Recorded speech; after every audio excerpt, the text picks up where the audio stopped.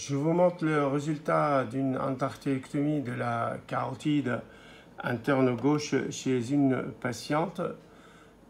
On voit ici la carotide commune, la carotide interne et la carotide externe.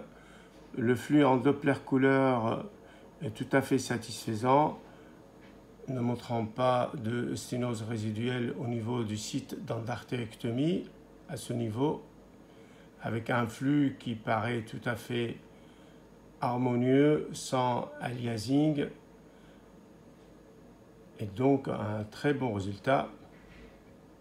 Chez ces patients-là, à cette période en post-opératoire, avec un contrôle précoce, il faudrait voir s'il n'y a pas cette pathologie-là.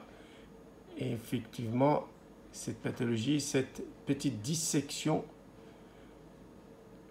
au niveau de la bifurcation carotidienne qui correspond à la zone a priori de clampage qui a été probablement par là.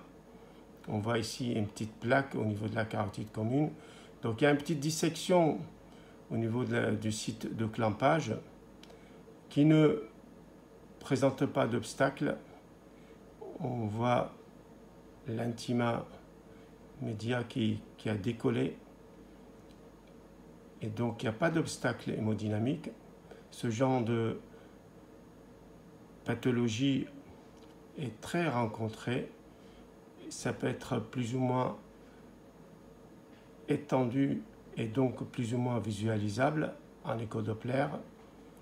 Il ne faut pas hésiter à vérifier cette pathologie parce que si il y a une extension, ça peut poser un problème hémodynamique, et puis ça peut être à l'origine d'une resténose précoce dans cette zone.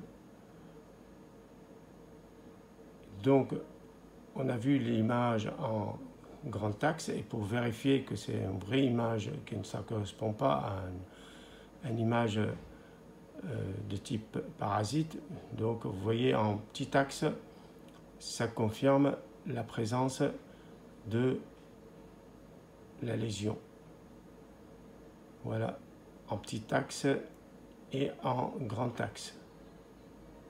Donc ça demande un contrôle, une surveillance précoce pour voir s'il y a une extension ou bien si cette dissection ne va pas adhérer rapidement et se cicatriser.